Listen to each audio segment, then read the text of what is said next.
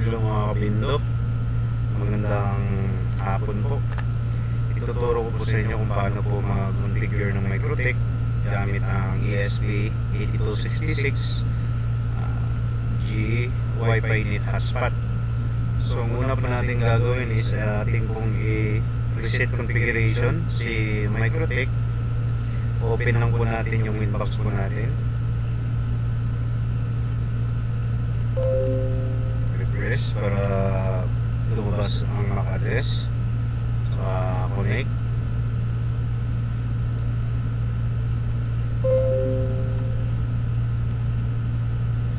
I-disconnect po tayo kasi yung CPU is 0%. Ang gamit ko po ay half light. So yun, makapasok na. So ngayon, ang una pa nating gagawin is, kasi bago to eh, so una po natin gagawin is atin pong i-reset. Punta lang po tayo sa system, reset configuration, check po natin yung do not backup, no default configuration, reset configuration, yes. Hintayin lang po natin mag-reboot si MikroTik. Siguro mga 1 minute po ito bago makabalik. Ayan na po natin, medyo matagal-tagal.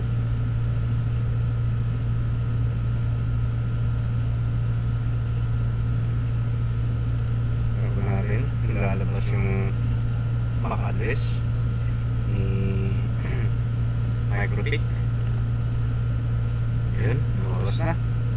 So connect tayo ulit.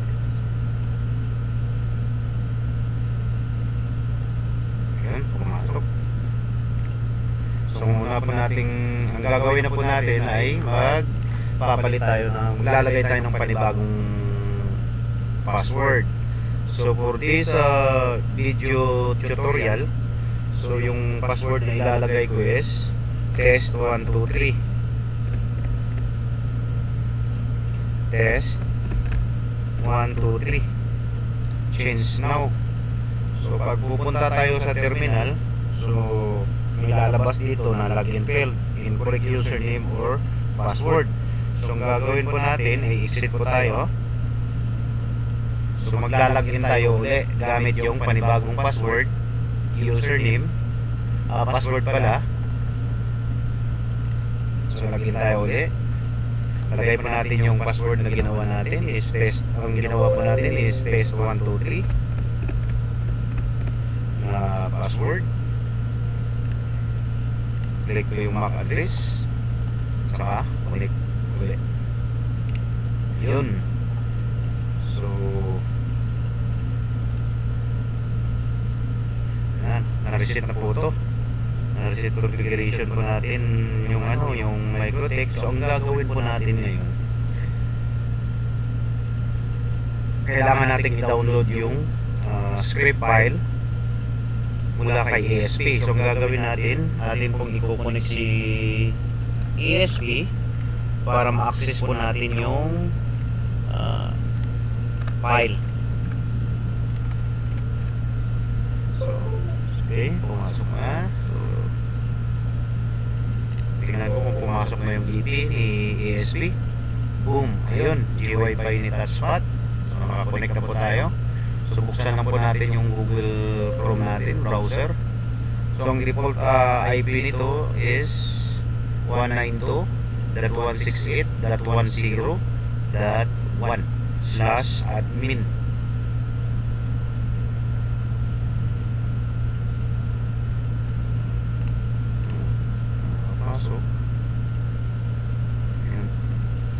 So type po natin yung 192.168.10.1/admin.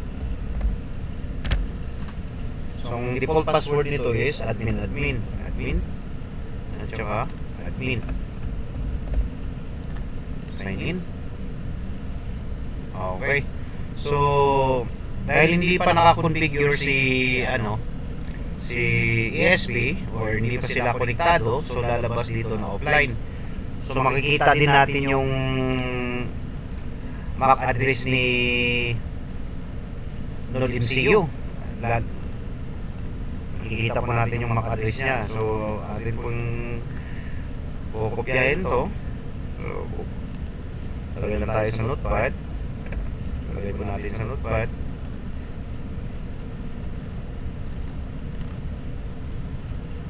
So ilalagay ko yung MAC address ni Node MCU. So ngayon, para ma-download po natin yung file, so pupunta po tayo sa script. So kasi ang gamit ko ay Hoplite, so i-download ko po yung Hoplite. If ang gamit ko is Hex, i-download ko rin yung para sa Hex. So ngayon ay gamit ko is Hoplite, so kailangan kong i-download si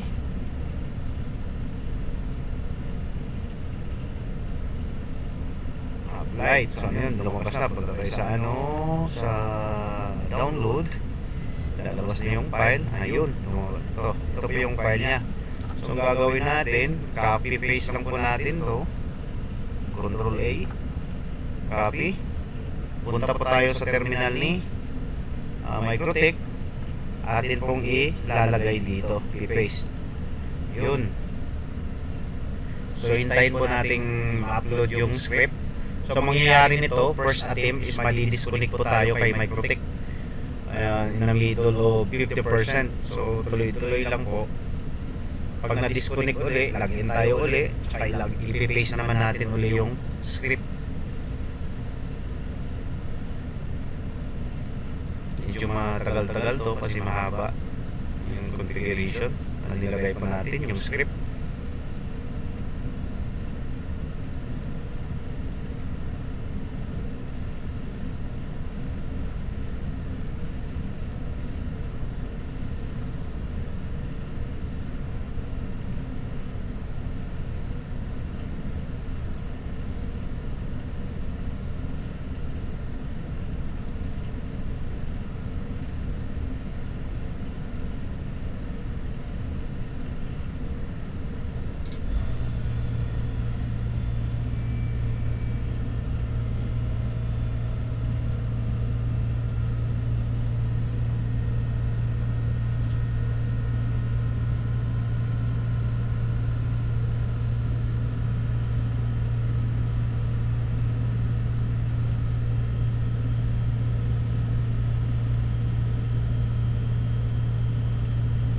Copy muna tayo habang nag-aantay.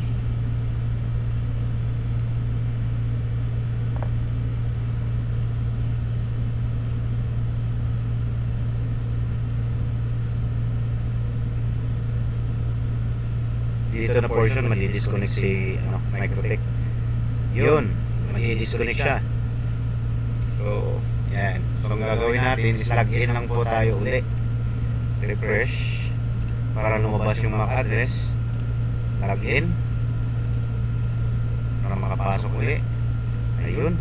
So ang gagawin natin, kukopyahin natin uli yung script file, i-paste natin uli dito sa terminal via telnet. Okay. So tuloy-tuloy na po ito. So paano natin malalaman na tapos na yung pag-upload ng file? Lalabas po yung success. Press enter.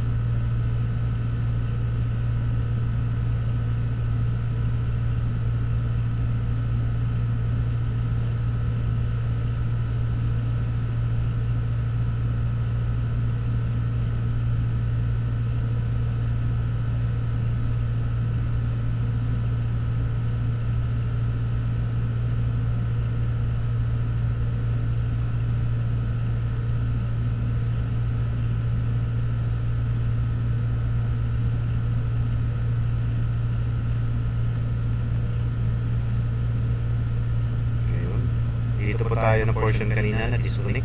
So ngayon tuloy-tuloy na yung pag-upload ng file.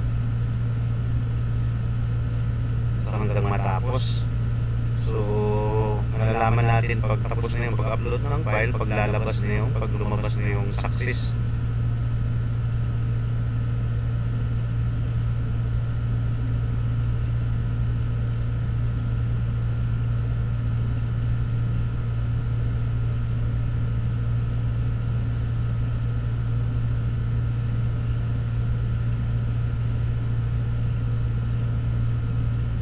Boom! So, lumabas na yung success. Press enter. So, i-press ko yung enter sa keyboard. Yan. So, ang susunod natin gagawin para magkakaroon tayo ng sales, ng report sa via Telegram. So, ang gagawin natin is punta ulit tayo sa ating ESP admin. So, i-download po natin yung sales report. Download. So, download. So, yun, done. So, hanapin ko kung saan ko dinownload yun, saan pumasok. Ito. So, ang gagawin ko, copy paste ulit. Papunta kay Microtech sa terminal. New terminal. Dito sa telnet, telnet. Paste ulit. Ayun. Saka press enter. Okay. So, tingnan natin kung pumasok na. Ayun. Pumasok na. At saka punta ulit tayo sa script natin kung mayroon ba. Ayun, boom, pumasok din. So, ang susunod natin gagawin, dahil wala akong access point, so ang gagamitin natin is na access point para makapasok si ESP ay yung built-in wifi ni Microtech. So, makapangalan to, G-Wi-Fi Net Hotspot. Ito po yun, G-Wi-Fi Net Hotspot. Yung EP nya is G-Wi-Fi Net EP. So kay Microtech is G-Wi-Fi Net Hotspot. So papalitan po natin to kung ano pong gusto nyong pangalan ng access point nyo. For halimbawa sa akin for video tutorial is Naruto Hotspot. Okay, Naruto Hotspot. So, apply. Okay. So, ang susunod natin gagawin is gagawa tayo ng panibagong user para sa ating Bindo. So, punta lang po tayo sa system. Ito po ay gagamitin natin sa pag-login ng Bindo natin sa Microtech via API. So, gagawa tayo ng panibagong user. So, for video tutorial, so, ang ilalagay kong pangalan is hotspot. Small letter, hotspot.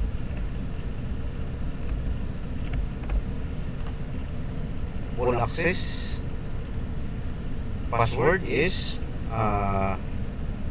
test 1 2 3. Test 1 2 3. Click apply and then okay. So ngayon, nakakonfigure na natin si Microtech. So ang susunod nating gagawin para makapasok si ESP, punta tayo sa settings. Yan. Dahil ang gamit ko ay wireless, gusto ko wireless ang gagamitin ko para hindi na magastos sa wire. So, click po natin si wireless. Kung gusto nyo ng LAN, LAN. Kung gusto nyo ng wireless, wireless. So, ngayon, yung access point built-in wifi ni Microtech is nakapangalan kanina na pinalitan natin is Naruto Hotspot. So, Naruto, papalitan po natin to ng Naruto Hotspot. Kung ano yung pangalan ng built-in wifi, ayun din yung ipapangalan po natin dito. Kung may access point din kayong gusto nyong i-disable nyo yung built-in wifi ni Microtech at gumamit kayo ng EP, so kung ano yung nakapangalan sa EP nyo ay siya ring ilalagay nyo dito.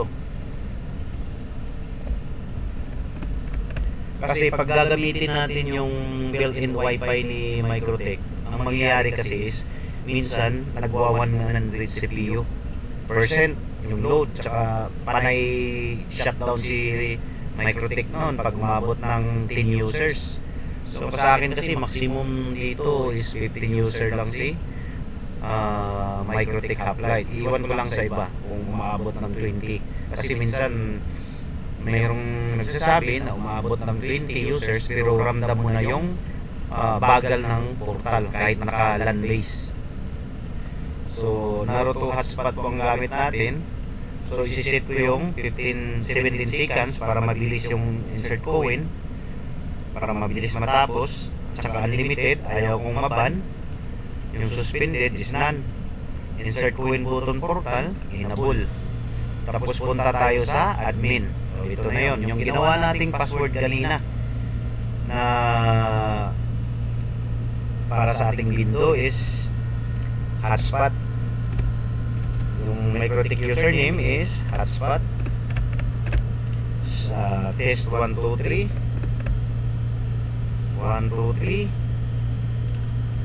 test 123.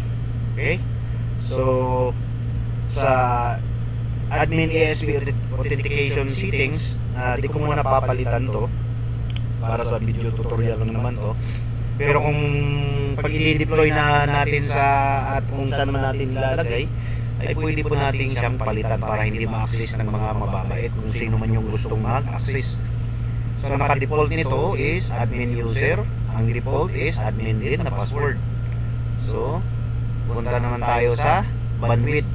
So ang mayroon ako is 30 Mbps yung sa akin.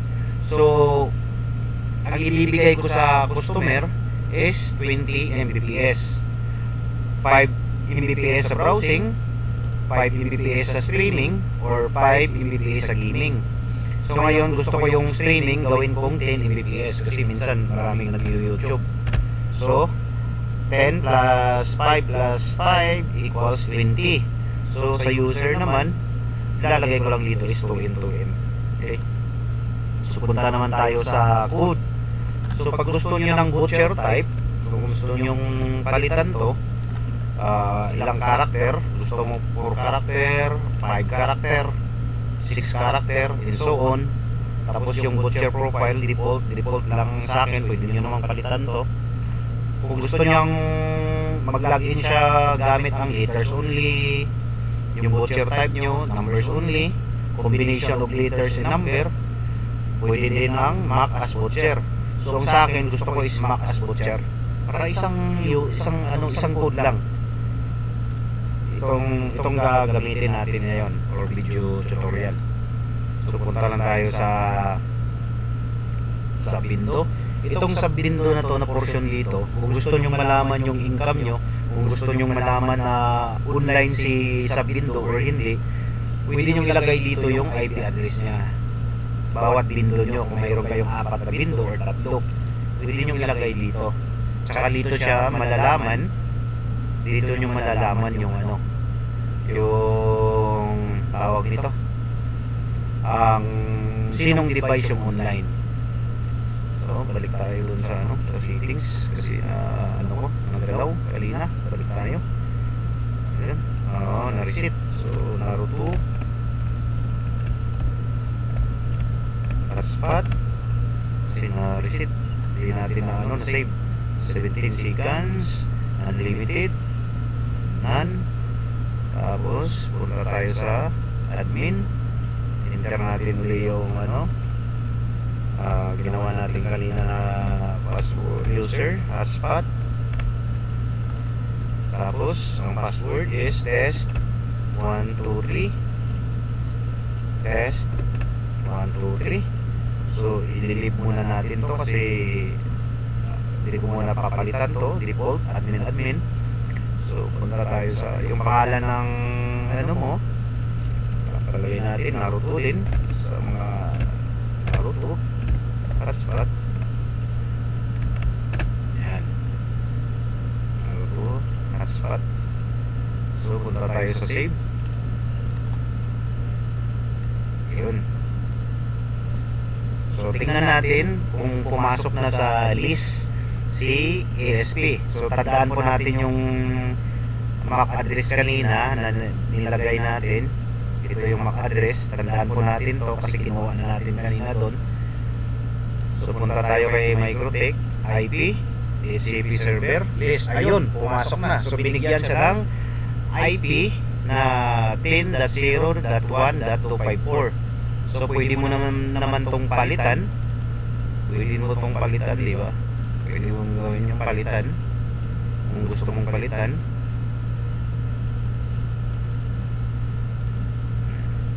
So static po natin.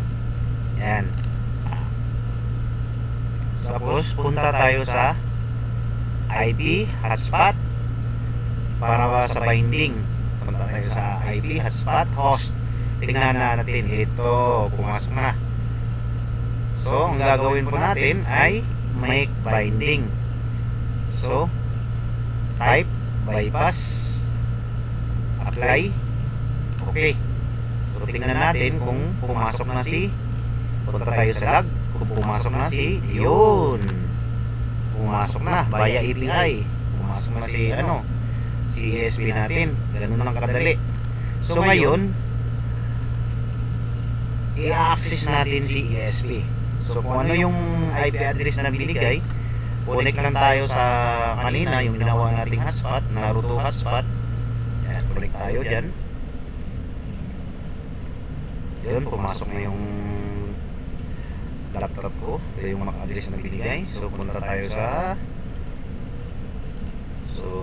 10.0.1.254/admin.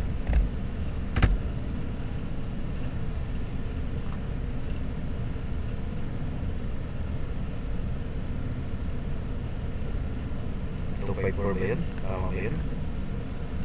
254. Yeah, 254. Makapasok. Hindi tayo pala makakonect sa sa built-in wifi ni Microtech.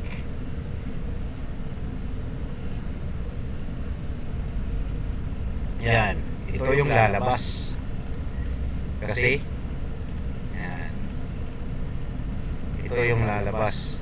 Ano nangyari? Bakit yan ang lumabas?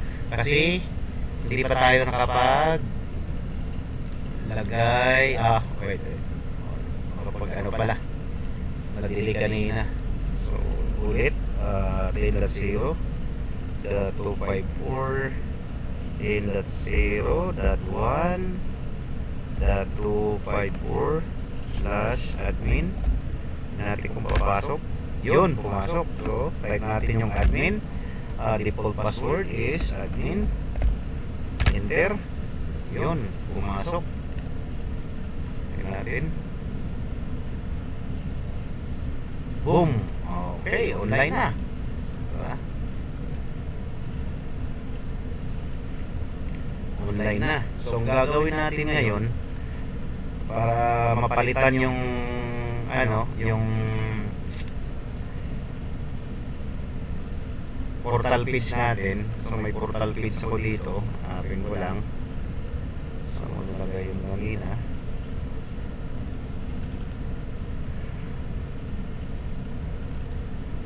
So hotspot. So punta tayo kay Microtech. Punta sa file. I-delete natin to. Boom. Tapos punta tayo sa hotspot kanina. I-drag lang natin yung file na hotspot. Kaya natin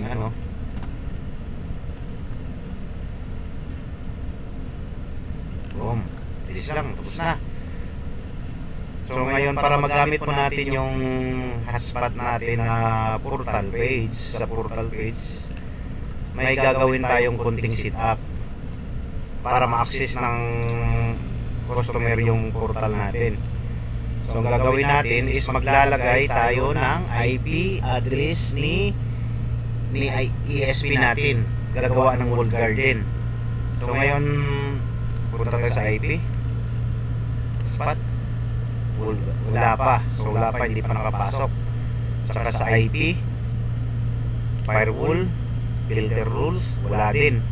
So para magkaroon ng access sa portal page, so ang gagawin natin ilalagay natin yung IP address ni ESP natin. Ito yon. So copy,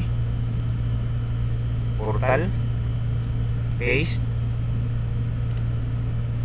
So dahil naka single window lang ako, single window lang yung gagamitin. Sabay save.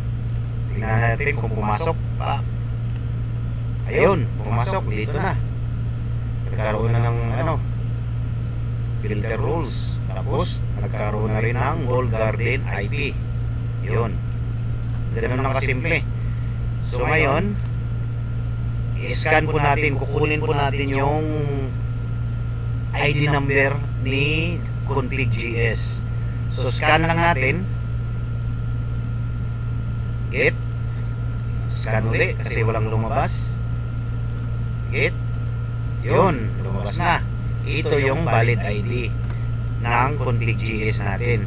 So ngayon, kasi naka-default pa IP address to, kung ano yung IP address natin kanina, ito ay siya rin ilalagay natin para mapalitan yung portal IP address, window IP address.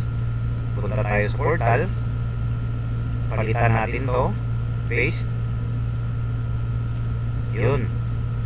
So dito, kung gusto nyong palitan yung pangalan ng portal page nyo, pag login pa lang or paghulog ng barya, ay makikita nila kung anong pangalan ng hotspot mo. For example, ang gagawin ko is Naruto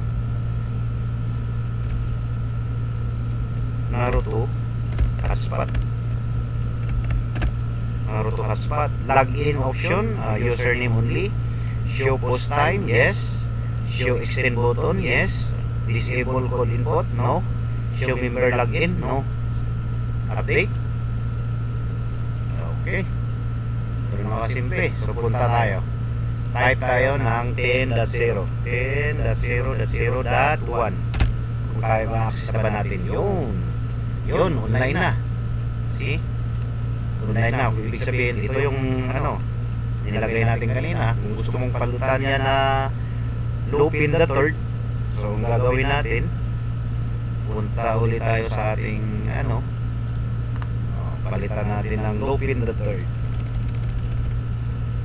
Okay, Lupin the third. Save, update. Punta tayo sa ating hotspot portal, refresh. Yun, Lupin the third.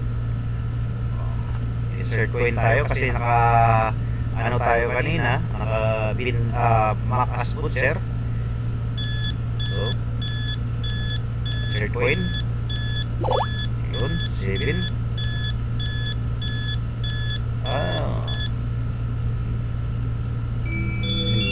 Hindi pala, tingnan ko kung naka tayo tingnan mo settings, basic code. Hindi pala ako naka-Mac as butcher. Pero ito yun, sisave ko lang ulit. Punta ako sa save. Okay, save, yan. So ay refresh.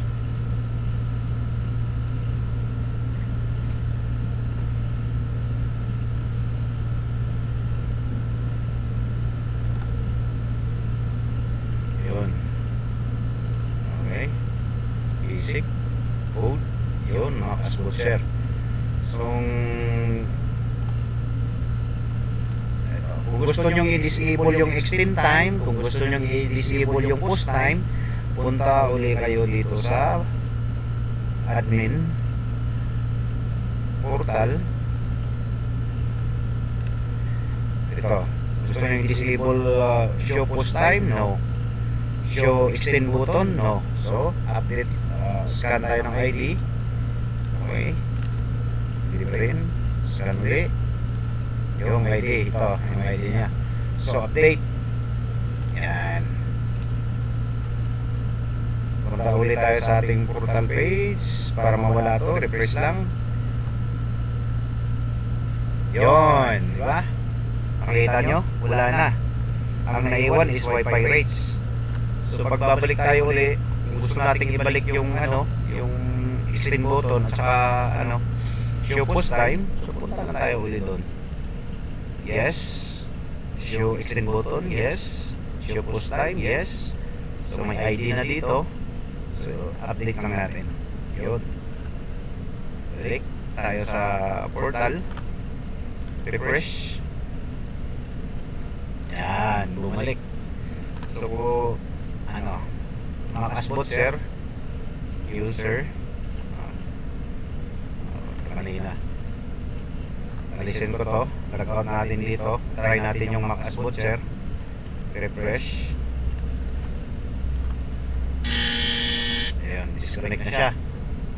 So ang gagawin natin, maghuhulog tayo uli para maging effective na yung ano natin, code na Mac Butcher. Itong mag-take effect na tong code na Mac Butcher. So maghuhulog tayo uli. Delete natin to. Delete. Hulog tayo uli.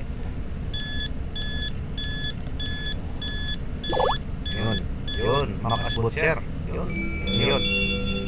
Diba? Wala na tayong kailangan na isi-setting pa. Magda-download tayo ng Visual Studio Code or Net++, Notepad++. Ito na. Diba? Ganun lang kadali. So, paano natin malaman na kung ilan na yung nakapaghulog, ilan yung active, paano natin malaman yung log ng bawat client natin? So, ang gagawin po natin is punta ulit tayo dun sa ating admin page portal. So, ang gagawin po natin is punta tayo sa settings, magre-request po tayo ng ID. Yan.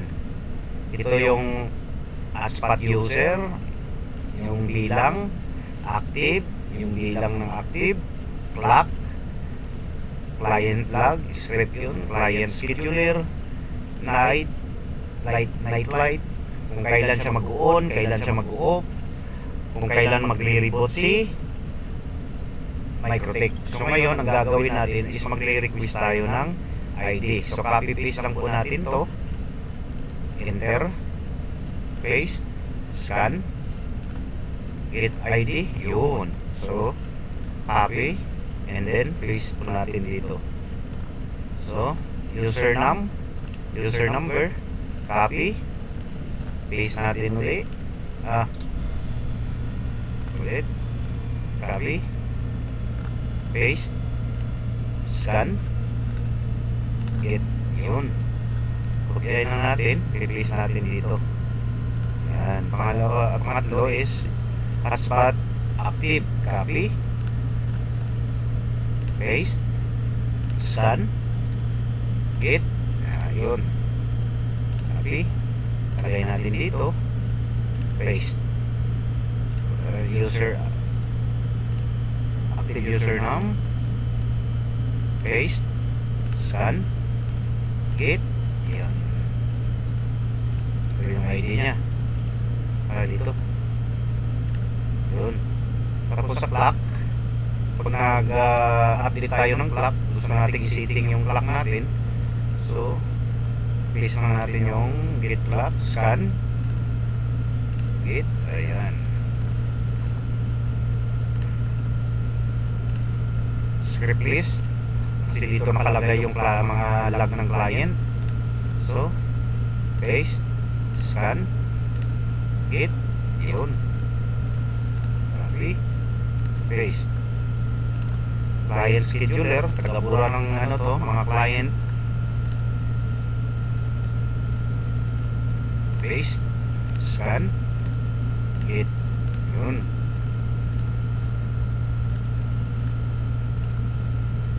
Light natin o strip light. So light on, copy, paste, scan, get, ito yung ID nya, hey. So lights off, copy, paste, scan, get, copy. So Microtech reboot, copy, paste, scan, Get. Ayun. Paste. So ngayong nakompleto na po natin yung ID ng bawat ng bawat isa. So inabol po natin yung client log. Yan. Tapos punta tayo sa save. Yan. Okay? So ngayon, paano natin malaman kung ilang user na yung nakapaghulog? So dito po tayo pupunta sa user list. User list. Okay. Get user. Wala pang available. Halita. So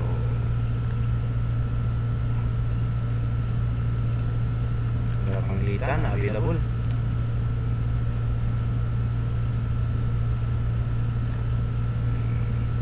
Kanina 68 user list. Walang data na available. Active list. May active na ba? Mayroong isa.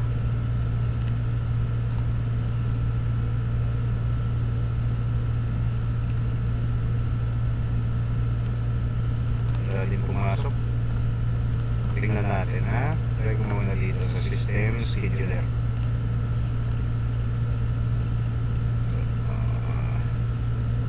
Pero walang ditang pumasok. Nakapag-pitch na siya. So walang ditang pumasok. Kailangan tingnan natin kung ano ba.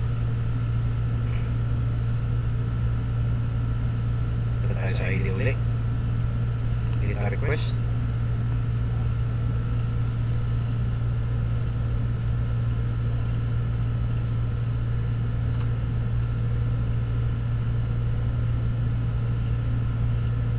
Tama naman. Paste. Scan. Hit. Tama naman. Bakit ano nangyari? Okay.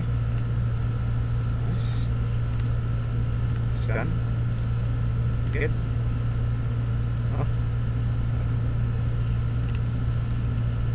Okay.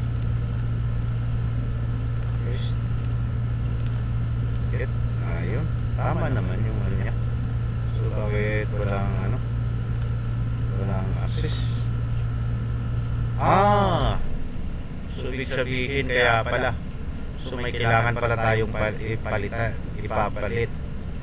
Punta muna tayo sa papalitan pala natin to ng system scheduler. Kung ano yung IP address kanina, yan yung ilalagay natin dito. Ayun, ito pala yun. So, 254. Apply. Okay. Isa. 254 din to. 254. Apply. Okay. 254. Apply. Okay. Reboot.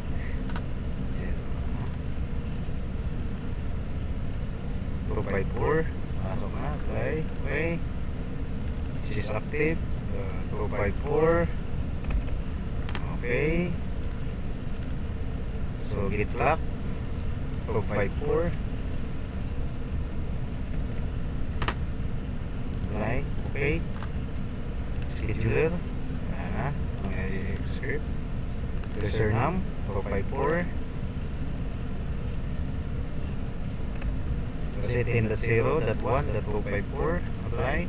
Okay. Apply scheduler. Okay na. Script list. 254. Ito natin. 254. Apply. Okay. Username. 254. Okay. So tapos na. Palitan na natin yata. Napalitan na. So punta tayo sa balik tayo sa dito. So scan natin uli user list. Git. Yun, tatlo. Okay? May lumabas tatlo. So ibig sabihin meron. Yun. So ito yung code kanina. Diba? Ito yung code kanina. na ginamit natin, yung Mac as Butcher. So paano pag gusto nating malaman yung kung sino yung active, punta lang tayo sa active, click active, delete user, mayroon tayong isa, click na ng click. Tingnan natin. Ayun, ito yun, siya yung active. Kaya hindi natin malalaman kung paano. Halimbawa may sumubra yung oras, sumubra ng oras yung client kasi nagloko yung yung coin slot natin, nagloko yung pisong hinulog ay naging 20 or naging 100 yung oras niya. So punta lang tayo sa ticket out. Okay, kukunin lang po natin yung nila, yung MAC address, yung user name. Punta lang tayo sa user. Kung gusto nating alisin, type lang natin to. Okay, remove. Ayan, kailangan saktong-sakto. Okay, copy, take it out. So sisipain ko siya dito una sa hotspot user kasi na-online siya, di ba? Makikita natin online pa to, dito pa eh. Ayan, online pa sa active, active pa rin. So sisipain natin. Boom, yun, nasipa na yun. Tingnan mo, wala na. Yan, di ba? Nawala na. Punta na naman tayo sa sa active. Sisipain na naman tayo sa active. Yan, send, remove, boom. Tingnan natin kung meron pa sa active. IP, hotspot, yun, nawala na kasi tumunog na eh. Ayun, ganun lang kasimple. So paano natin malaman yung client flag? So maghuhulog tayo uli para magkaroon ng client flag. So insert coin. Naghulog ako ng 10. Done paying.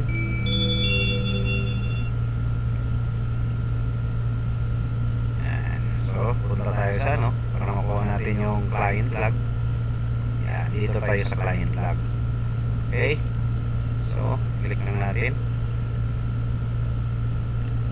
Yan, daily income kasi sa script list to eh. Yun. So yun, nagkakaroon na siyang client. Anong oras siya naghulog kasi hindi pa natin na-set yung oras. So yun,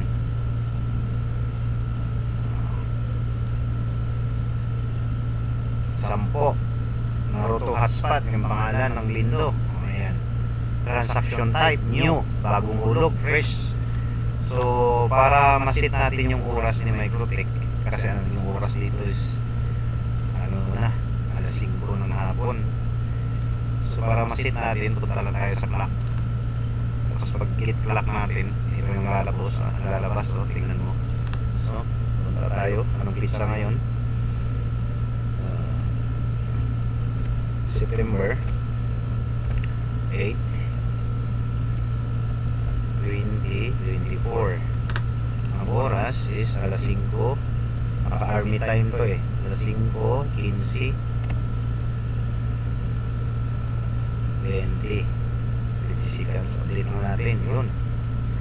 So para punta tayo uli sa hulog tayo uli, extend tayo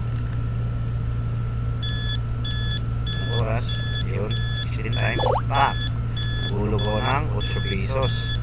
Done.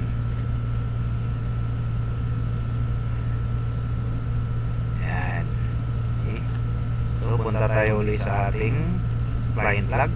Request tayo ng client log uli para makita natin.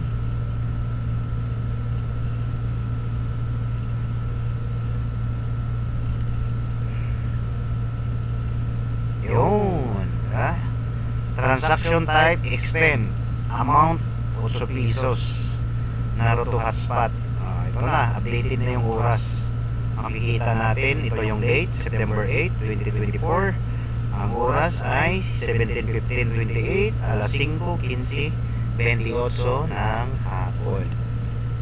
Okay, ganun lang kasimple. Hindi na kailangan pahirapan pa na pag-config.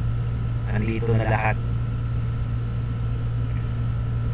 Yung sa rates, gusto nyong palitan, Yan, dito mo kayo magpalit. Gusto mong palitan, yan, mayroon din dito. At saka hindi ito natutulog. Ang ESP dito ay hindi natutulog, palaging gising, Synod MCU. Kasi may algorithm to na pag medyo sumablay si ESP ay talagang gigisingin.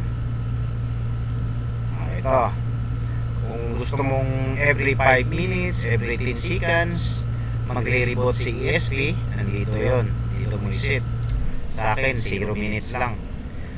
So ang katagalan ng bawat minsan yung sa random access memory ng ESP, so nilagay ko dito is 30 minutes. Every 30 minutes nag-clear ng random access si ESP, kasi para ma-optimize yung memory capacity ni ESP.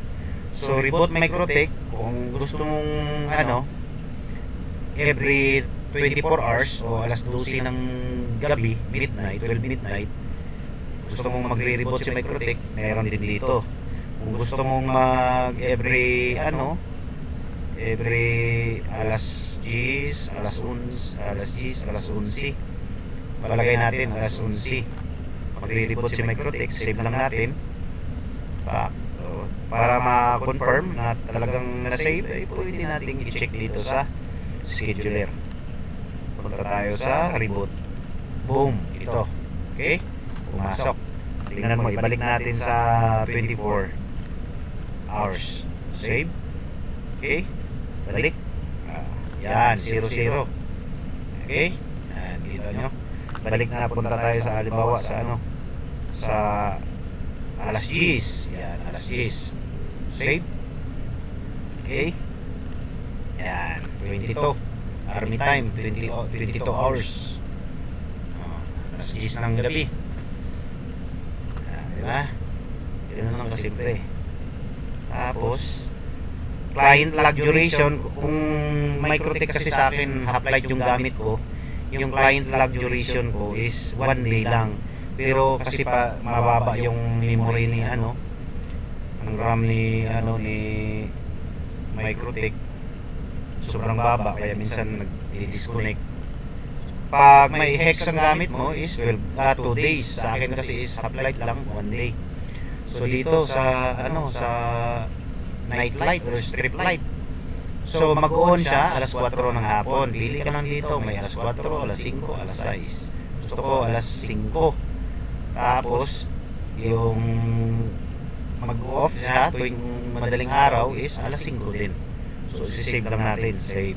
Ayun. So ito dito external watchdog timer. So ginawa ko to dati is may second version na board, may external watchdog timer. So sakaling problemado na si ESP mo, so may external watchdog timer na gigising kay ESP. Pero dahil na binago ko yung code, nalaman natin para sa pamamagitan ng oscilloscope kung saan sumablay si ESP, kung saan siya natutulog na portion. Yan. So hindi na kailangan to. Uncheck nyo lang, ganun. Sa akin kasi gamit ko ngayon is 2.0 version, may external, kaya i-save ko lang. Ayan, mag-reset to.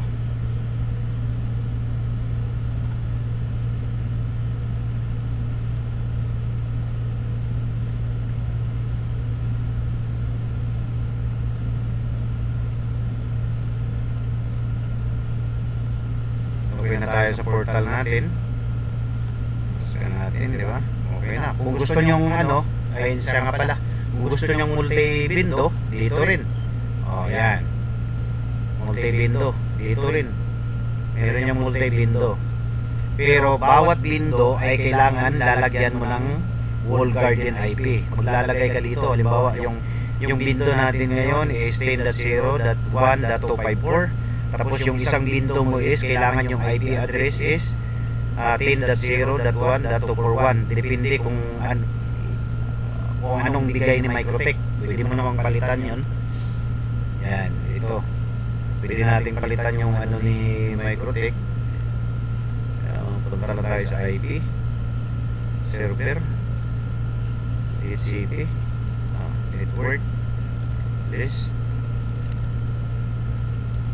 Yan, pwede nating palitan dito yung IP ni ASP. Yan, yun nga lang, panibagong setup yun, panibagong ano. Dito kailangan mag-iiba dito, panibagong setup dito. Yan. So pag gusto mong palitan yun ng panibago, kailangan i-delete mo to, walain mo to, sipain mo to sa system. Tsaka ito sa firewall, sa filter rules, so kailangan sipain mo rin to, i-delete mo to. So ngayon for video tutorial, ayaw ko munang sipain yan kasi mahaba-haba na. Ganun lang kasimple, no? Punta tayo sa portal natin. So kung gusto mong for example, gusto mong mag-maintenance, so para ayaw, kumbaga may ayaw, ay hindi mo gustong hulugan si Lindo mo, punta ka lang dito sa ano, sa settings. Meron dito settings, basic. Yan, dito disable natin yung insert coin button. Kung gusto mong mag-maintenance, punta tayo sa save. Yun. So ngayon, ang mangyayari nito, hindi na makapaghulog si customer, hindi na ito makapag-extend. Yan, tingnan mo kung anong mangyayari. Yun, sorry, offline. Yun, sorry, offline. Kung nagmi-maintenance ka ng mga wifi mo na ayaw mo nang gustong, for example, mag-upgrade ka ng ano, ng system mo sa Microtech, yan, ayaw, di mo muna gustong hulugan, yun ang gagawin mo. Pero pag okay na lahat, gusto mo nang ibalik, punta tayo sa ano, balik natin doon sa basic, enable, tapos punta tayo sa save. Yan. Okay, balik tayo sa portal natin. Yan.